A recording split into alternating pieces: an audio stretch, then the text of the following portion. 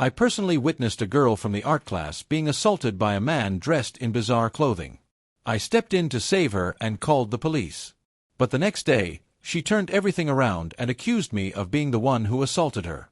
She even claimed I had forced her to give false testimony the day before. After that, I was taken away by the police and lost my guaranteed admission to Peking University. My father, who was disabled, wrote a letter in his own blood to prove my innocence and ended his life in front of the girl's house. Due to insufficient evidence, I was eventually released, but by then I had already lost my place at Peking University and missed the college entrance exams. My life was essentially ruined. For half a year, I drifted through life in a daze. Then one day, I saw that same girl holding hands with a man who had attacked her. Furious, I rushed over and confronted her, demanding to know why she had repaid kindness with betrayal. The attacker shoved me, and I was hit by a speeding car. When I opened my eyes again, I had returned to the night of the incident. "Don't touch me, or I'll scream. Help! Somebody help me! Is anyone going to save me? I should have been dead. So why could I still hear the cries for help from half a year ago?" Not far away, in the bushes, a man dressed in strange clothing was assaulting a helpless woman. The scene wasn't just familiar, it was exactly the same. I stood frozen by the roadside. A car flashed its hazard lights and honked at me. Snapping out of it, I hurried across the road. In my last life, I saw Tiffany from the art class being assaulted. Overcome with a sense of justice, I rushed over and hurled my backpack at the man's head. He clutched his head with one hand, pulled up his pants with the other, cursed as he left, and still had time to threaten me, "Vincent from Class 1, right? I'll remember you. Just you wait." He turned out to be the campus bully, Thomas. I didn't take his words seriously. I took off my shirt to cover Tiffany, comforted her, and encouraged her to call the police. When I got home, I told my dad about what I had done. My father had once lost a leg for standing up for what was right, but he never regretted it. He patted me on the shoulder proudly and said, "You're truly my son. Good job." But the next day at school, Tiffany brought the police to arrest me. She truly lived up to being a drama student. Her crying was so pitiful it broke everyone's heart. Yesterday it was Vincent who assaulted me. He also threatened me. He said if I told anyone, my whole family would die, she sobbed, glaring at me with hatred. The worst part is, he tried to play the victim, made me give false testimony, and even wanted my family to publicly present him with a banner of honor in front of the entire school. I felt like I had been struck by lightning, completely stunned. It wasn't until I was taken away by the police that I finally reacted. "It wasn't me.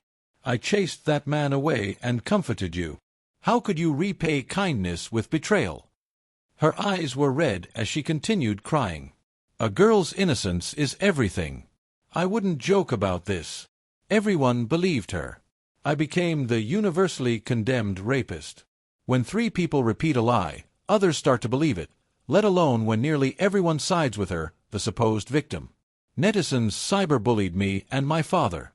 They even twisted the story of my father's past heroism, claiming he had only saved that child years ago because the child came from a rich family and he wanted something in return. I lost my guaranteed admission to Peking University and was expelled from school. My father wrote a letter in his own blood and killed himself in front of Tiffany's house. Public opinion exploded. The police reopened the case, and I was declared innocent. But no university would accept me anymore. More importantly, I had lost my only family, my father. I wandered through life in a haze for half a year. Then one day, at the entrance of a residential complex, I saw Tiffany walking hand in hand with the man who had assaulted her. Furious, I rushed over and demanded to know why she had repaid kindness with betrayal. She looked indifferent. "I'm just a nobody. How could I fight against the heir of the Kim Group? If I didn't do what he told me, my whole family would be dead. I had no choice but to frame you. You ruined my entire life, do you know that?" I shouted. "Aren't you still alive? What's the big deal about not going to Peking University? In the end, you'd still be working for rich people." "But my dad is dead." She showed no guilt at all. Everyone dies eventually. Dying early just means reincarnating early. I was so enraged I grabbed her by the throat. Thomas, who had been silent until now, yanked me by the collar. "Poor loser. Don't touch my girlfriend." He shoved me hard. I was thrown into the path of a speeding car, sent flying onto the curb, where I died. Now, hearing the cries for help nearby, I laughed coldly. I won't be foolish this time. I went to the night market. My dad was busy selling grilled sausages, and I rushed over to help him. My mom had died giving birth to me, and my dad never remarried. After his leg was broken, no company would hire him. He refused to accept help from the person he had saved. Every night, he ran a small stall selling grilled sausages to support me through school. Seeing his thin, busy figure made my heart ache. Last life, I ruined everything for you. This life, I won't let that happen again. I'll turn things around, get into the best university, land the best job, and let you live a good, peaceful life. But things didn't go as I hoped. The next day at the school gate, Tiffany grabbed me and slapped me hard. "Why did you ignore me last night?" I took a deep breath and slapped her back. As a guy, my strength was greater. She nearly staggered, clutching her face. You dare hit me? I'm not your punching bag. Just because you hit me, I have to endure it. Why didn't you help me yesterday? I don't know what you're talking about. Classes are about to start. Stop bothering me." She rushed up, snatched my books, and stomped on them. "Are you working with him? Spying on me for him? You're disgusting, just like him. You both deserve to die." I pushed her away and bent down to pick up my books. "I have no idea what you're talking about. Because you ignored me, you ruined my entire life. Don't you realize you were wrong?" She vented all her rage on me like a bull charging forward, pushing me down and clawing at my face. I didn't give her the chance. I fought back, shoving her away. She lunged again. Passing students rushed over to separate us and called the dean. The dean, tall and dark-skinned, stood there without even speaking, and the crowd fell silent. In my previous life, when no one believed me, only he had comforted my helpless father. "What's going on?" he demanded. "The college entrance exam is in a month, and you're trying to cause chaos? Vincent already has early admission. And you only got an art college certificate from a third-tier school. Why are you making a scene?" Tiffany flared up. "Director, I may be an art student, but I want to study hard too. Just because Vincent got into Peking University doesn't mean you can cover for him." "What cover-up? I don't cover for anyone. Both of you, to the office. We'll sort this out." In the office, Tiffany exaggerated and twisted everything. Vincent saw me being assaulted but ignored it. I got upset and confronted him, and it turned into a fight.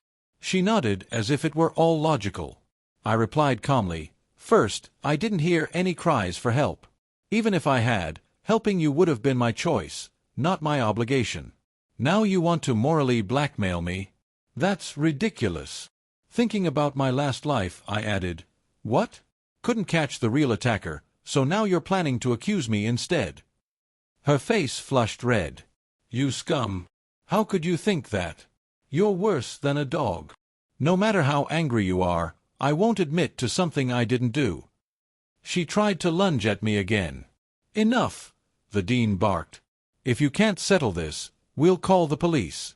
"What's wrong with you two?" At the mention of police, Tiffany's face turned pale. "If we call the police, my life will be over." I looked at her coldly. "If you don't want to call the police, then keep it to yourself. We're high school students. Time is precious. Don't waste it." The dean nodded. "It's your choice. Call the police or settle it." After a long silence, she finally said, "Fine. Let's call the police." After investigation, I was classified as just a passerby, not even a witness, and released. Tiffany, however, screamed in the station, "He definitely saw it. He's an accomplice. He can't go free." The police were speechless. Vincent was just passing by. Don't think he's good just because he got into Peking University. Maybe he's working with the rapist. They probably planned to take turns on me. She was completely irrational. The police warned her not to make baseless accusations. She insisted, "I saw him glance my way. He definitely saw everything. The dean tried to speak for me, but I gave him a look to stop. If he defended me, she would only escalate. "I told you," I said firmly. "It was dark. I didn't see anything." "Do you have proof?" She kept shouting, "Accomplice! Accomplice!" Finally, the police lost patience. "Vincent can leave. Tiffany stays." She threw a tantrum on the ground, kicking and screaming. "He saw me suffer and walked away. That's wrong. My life is already ruined. If it's ruined, I'll drag him down too." I rubbed my ears. So just because I walked down that road, I committed a crime. I deserve to die. There were others passing by. Why not accuse them? Or are you targeting me because I'm poor and easy to frame? The police warned her again about obstructing official duties. She quickly got up, muttering apologies. I left, hoping everything would finally stay on track. But the next day, just before dismissal, Tiffany brought the police to school. I had just stepped out of the classroom building when I saw her coming toward me, and froze. The scene was exactly the same as in my last life. She blocked my path with the officers. "Officer, he's Vincent, the one who assaulted me the night before last." I stood there, stunned. In the crowd, I saw Thomas. Someone nearby had already started recording on their phone. The more people gathered, the straighter Tiffany stood, as if being assaulted was no longer shameful, but something to display. "It was him," she declared loudly. "He's the one who tried to assault me that night." Students, parents waiting outside, and curious passers-by all craned their necks to watch. "Oh my God, Vincent, the top student in our class, is a rapist? That can't be true." "Yeah, he's always been polite to girls. How could this happen?" Some people look righteous on the surface but are actually sinister and vile inside. Tiffany is the school belle, and now she was actually, by her own classmate. The dean took them both to the police station yesterday. So this was what it was about. I don't believe Vincent would do something like that. He's guaranteed admission to Peking University with a bright future ahead of him. Why would he do something so disgusting? I'm on Vincent's side. Yeah, me too. Honestly, Tiffany's private life has always been messy. She's dated countless guys. Who knows who she tried to seduce this time and ended up like this? Everyone was talking, but things were already different from my previous life. Last time, everyone watched as I was dragged away by the police. I was nervous and terrified, and I didn't know how to defend myself. Later, Thomas spread all kinds of rumors about me online, and everyone, including my classmates, believed I was the one who assaulted Tiffany. In reality, many people knew Tiffany's private life wasn't exactly spotless. We lived in the same neighborhood, and I often saw her with different boys on the way to and from school. I should actually thank her for throwing a tantrum at the school gate yesterday. It gave my classmates room to think for themselves. And this time, I was much calmer than in my past life. I knew how to explain myself and defend myself. Things were slowly beginning to change. I looked at her calmly. "Is the police station your personal playground? Yesterday your statement was that I was just a passerby. And today, suddenly, I'm the perpetrator. It was you who threatened me into saying that." Tiffany lied without the slightest guilt, turning to the police. "Arrest him now." The police stepped forward, preparing to handcuff me. Before I could speak, a tall figure moved between me and the officers. "I was at the station yesterday too." Tiffany clearly said the attacker was someone else. Now she suddenly changes her statement and wants to cuff a student without any evidence? What if this causes psychological harm to the students or misleads other students and parents? What about the serious trouble it will bring to Vincent? Tiffany's eyes filled with tears. "Director, you were biased toward Vincent yesterday, and you're still biased now. If you keep protecting him like this, the real perpetrator will get away with it." The dean snapped. "Is this bias? Since yesterday you've been morally blackmailing Vincent. Now you're suddenly accusing him of threatening you and claiming he's the attacker. Do you have any evidence? Falsifying testimony is a crime." "Woo-woo," Tiffany cried, looking toward the crowd. The two officers exchanged glances. "We're just doing our job. Teacher, please let us handle this. No one can afford to delay the investigation." "We're not stopping you from doing your job," I said loudly on purpose, scanning the crowd. "I am Vincent, a student with guaranteed admission to Peking University. According to Article 236 of our criminal law, those who rape women by means of violence, coercion, or other methods shall be sentenced to 3 to 10 years in prison. I gave up my prime years of education, the opportunity to pursue a master's and doctorate, just to rape you. Yes, you're the school belle," I continued coldly, "but you're not remotely within my aesthetic standards. I have never liked you, and I never will." Tiffany trembled with humiliation, biting her lip as she stared at me with hatred. The crowd erupted again. Yeah, I remember Tiffany used to like Vincent, but Vincent never paid attention to girls. He focused entirely on studying. He's the top student, always busy with competitions and exams. How could he possibly like an art student like Tiffany who's terrible academically? Exactly. Top students don't go for girls who only know how to dress up. Tiffany burst into tears, trying to sway everyone. "Classmates, don't be fooled by Vincent's good student act. We live in the same neighborhood. He often talked to me on the way home, brought me breakfast, and gave me gifts. But I didn't like him. I rejected him.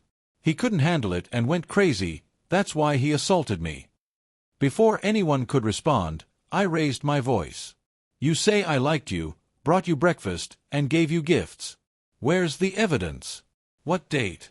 What time? What exactly did I give you? Be specific. Everything you're saying right now will become court evidence in front of the teachers and the police." She sniffled and avoided the question.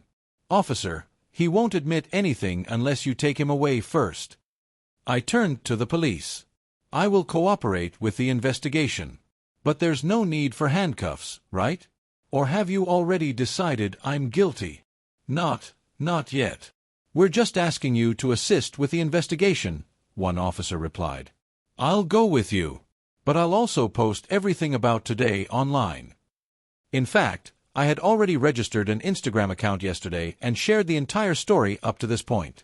It just hadn't gone viral yet.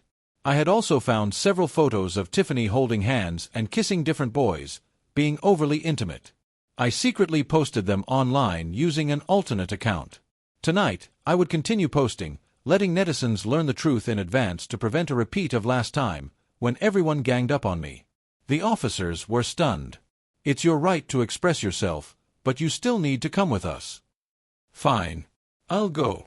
Sitting in the police car, I thought back to my previous life. Back then, I was brought in handcuffs. Tiffany demanded a sky-high compensation of 500,000 yuan. My dad and I barely survived selling grilled sausages at the night market, just enough for tuition and living expenses. How could we possibly come up with 500,000? That demand was the final straw that crushed my father. With no education and no idea how to resolve the situation, he wrote a letter in his own blood, begging the school to clear my name. But even after his death, although I was released, I lost my admission to Peking University. No school wanted me anymore. I became a street rat, despised and rejected. This time would be different. In the interrogation room, the two officers stepped out briefly. I stared at Tiffany until she felt uneasy. "Let me guess why you suddenly changed your story." Her face tightened. "Stop talking nonsense. Who changed their story? Yesterday I was scared of your threats. That's why I said you were just a passerby." "Really?" I smiled faintly. "Or maybe someone came to see you. After weighing your options, you figured the Kim family's heir could give you everything you wanted, so you decided to frame me. Make me the scapegoat. This way, you'd get compensation from my family and cozy up to the young master. Two birds with one stone, right?" Her face turned red. "Stop making things up. I didn't do that." Outside the door, I heard Thomas's voice. "Poor loser. Don't touch my girlfriend." That sentence, I would never forget. When the officers returned, my eyes met Thomas's. He grinned smugly. I smiled back calmly. In my previous life, I had been an inexperienced minor, terrified and overwhelmed in this same room. Under manipulative questioning, I said many things that were used against me. This time, I stayed composed. I stuck to one statement. I never saw Tiffany that night. After getting nowhere for a long time, One officer shouted, "Do you not understand where you are? This is the police station. Keep pretending to be clueless, and when we get evidence, you'll regret it." Another played good cop. "If you admit it now, compensate her and settle privately, you can still go back to school like nothing happened. Isn't that better?" But since the case had already been filed after yesterday's report, how could it be settled privately? If I insisted I never saw Tiffany, sooner or later they would have to investigate Thomas. But Thomas was the heir of the Kim family. He would never allow himself to go to jail. His family wouldn't allow it either. That's why I had to rely on two trump cards: public opinion online and Peking University. I said calmly, "The time Tiffany claims the assault happened was exactly when I was walking home. There's surveillance at the school and at the gate of my community. It takes about 15 minutes to walk home. If I had assaulted her, 15 minutes wouldn't have been enough, right?" The officers exchanged glances. One left to report. When he returned, he said, "Thank you for your cooperation. You may go." As I stood up to leave, Tiffany screamed hysterically, "Why are you letting him go? He's the one who assaulted me. He must be punished. Compensation, jail time. I won't accept anything less." "Tiffany," I said coldly, "yesterday you admitted I was just a passerby.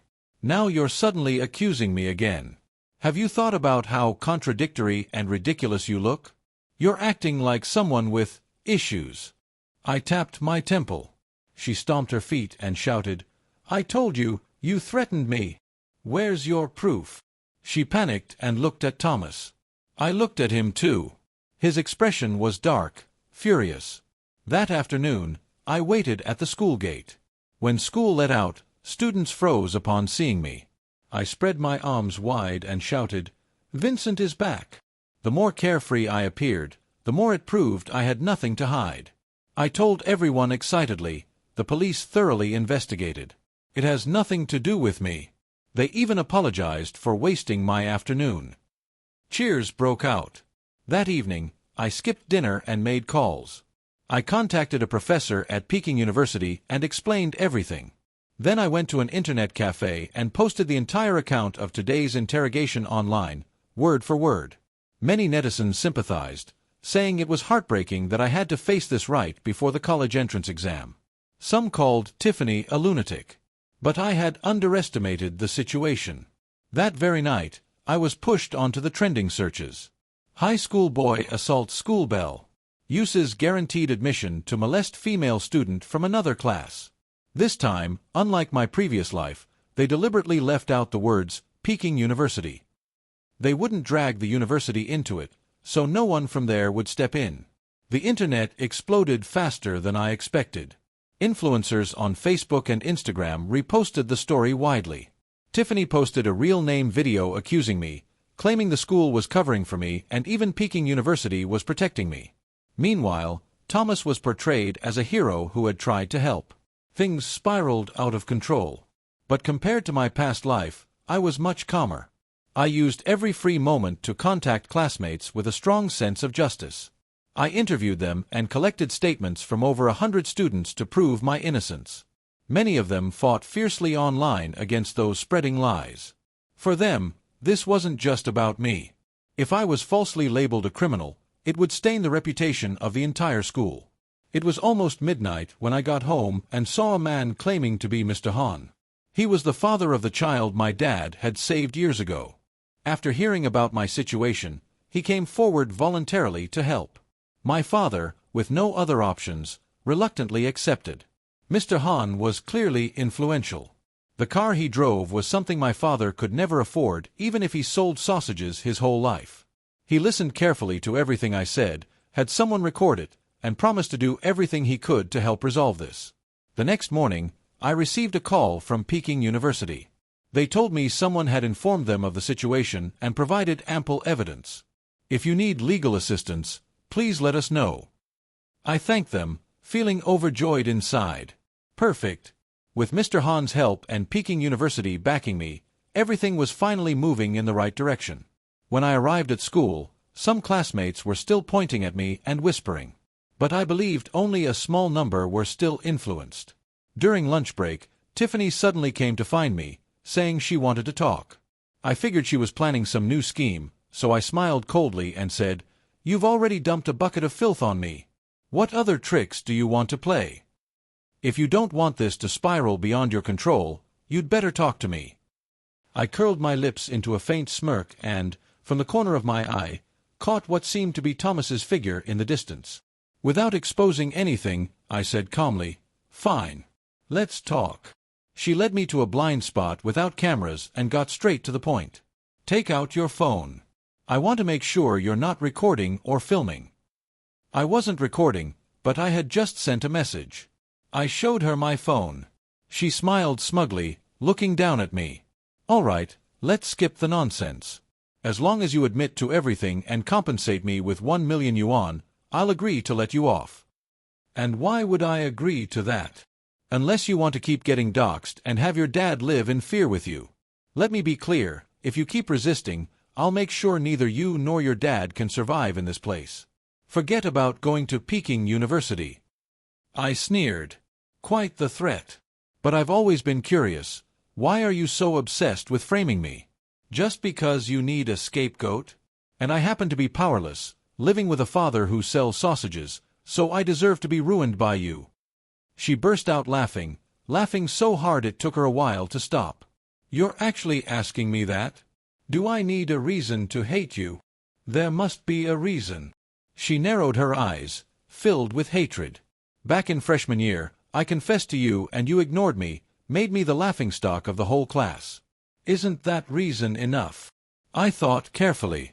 "Are you talking about that time after the freshman representative speech when you blocked my way? I just told you to move because I had a stomachache and needed the restroom." Her face twisted with rage. "You've ignored me, the school belle, from the very beginning. Do you know how humiliated I felt in front of everyone? Oh, and there's another reason I want to destroy you. Thomas promised me a lot of money. With that money, I won't have to worry about failing the college entrance exams." Right. Her art scores barely passed the minimum requirement, and her academic grades were terrible. If you added all her subjects together, they barely equaled my math score alone. With that money, I can chase my artistic dreams. I'll sign with the Kim family's entertainment company and become a superstar. I can even marry him and become the future daughter-in-law of the Kim group. I couldn't help laughing. You think a truly powerful family would let their heir marry someone like you? What do you mean by that? A woman with poor grades who frames classmates and has no bottom line. Do you really think the Kim family elders would accept you? Her face froze, then flared with anger. Thomas has already promised me. I'll become his girlfriend. After the exams, his company will sign me. My innocence is already gone. Asking for this bit of compensation isn't too much, is it? Why do you think you can win over a rapist's heart? Because you're pretty. In wealthy circles, pretty girls are the one thing they have in abundance. Once he gets bored of you, you'll end up with nothing, and you'll pay for framing me. Screw your karma. I've never believed in karma. I only believe money can make the devil dance. She crossed her arms, eyes full of disdain. Look at you now. Aren't you proof of that? I shook my head. I truly couldn't be bothered with her anymore. Since we can't come to an agreement, keep dreaming your little dream. Goodbye. Who said you could leave? She suddenly let out a strange laugh, tore open her white blouse, and shouted toward the distance, "Help! Vincent is trying to assault me again. Help! Someone save me!" So this is the game you want to play now. Thomas suddenly jumped out from afar, rushing over and shielding Tiffany, waving his phone at me. Vincent tried to assault Tiffany again.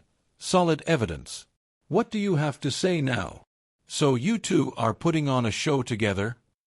So what? He sneered. Your family has no power, no connections. What can you do?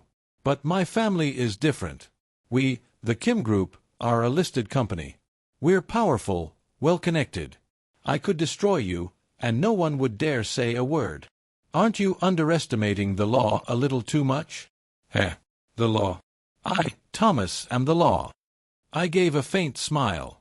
You'll pay for your arrogance. Screw your price. I'm calling the police now. You won't get away this time. Thomas raised his phone, ready to dial. At that moment, the dean's voice rang out nearby. "What are you all doing here?" The dean and the homeroom teacher both arrived. Before talking to Tiffany, I had already sent the dean a message. As expected, he came, and he brought the homeroom teacher. Thomas and Tiffany exchanged a glance, then said seriously, "Director, just now Vincent tried to assault Tiffany again, but I stopped him in time. Don't worry, I recorded everything. He won't escape this time." Tiffany clutched her clothes tightly, playing the victim. "Yes, Kim is right. That's exactly what happened. Vincent is so terrifying. He tried to rape me again. I don't want to live anymore." "If you don't want to live, then go die." Her mouth fell open in shock. I quietly pulled a voice recorder from the hidden pocket of my pants. "I recorded everything you and Thomas just staged." "I recorded it too," the dean said, holding up his phone. On the screen was the scene of Tiffany and me. Tiffany glared at us. I knew the dean was biased toward Vincent. "This proves it. You two have been working together to set me up, haven't you?" The dean replied coldly, "I'm only standing on the side of justice." With both video and audio evidence, it would be hard for Tiffany to twist the facts now. I immediately called the police. At the same time, Mr. Han had already retrieved dashcam footage from the day of the incident. It clearly showed Thomas as the attacker and Tiffany as the victim. On the day of the trial, Peking University's legal team defended me. Not only was I cleared of all charges, but Tiffany and Thomas were also forced to publicly apologize and pay compensation for emotional damages. The truth finally came to light. The two officers who had tried to coerce and mislead me were severely punished as well. I was proven to be merely a passerby who had never even witnessed Tiffany being assaulted. After being raped by Thomas, Tiffany, under pressure from the Kim family, repeatedly framed me, staged false scenes, and tried to ruin me. Thomas was nicknamed Clown Boy and shot to the top of the trending charts. Netizens angrily condemned both him and Tiffany, doxing their family backgrounds and gathering outside their homes to curse them, even throwing rotten vegetables. Their parents didn't dare step outside. Tiffany was sentenced to prison for false accusation and extortion. Thomas was sentenced for rape. The scandal surrounding Thomas worsened, severely impacting the Kim group. His parents publicly announced they were cutting ties with him. But less than 3 months later, the Kim group was investigated for tax evasion, food poisoning incidents, and several other violations. The company's stock price plummeted, and the business collapsed entirely. Meanwhile, I had already enrolled at Peking University. I was deeply grateful for my father's act of bravery years ago. Without him, I would never have received Mr. Han's help. Later, I learned that the boy my father had saved was actually the dean's nephew. Good and evil are always repaid. I won't let Tiffany's incident stop me from helping others again. But from now on, whenever I help someone, I will make sure to leave evidence, so I can save others while also protecting myself from false accusations. I still believe the world is a beautiful place.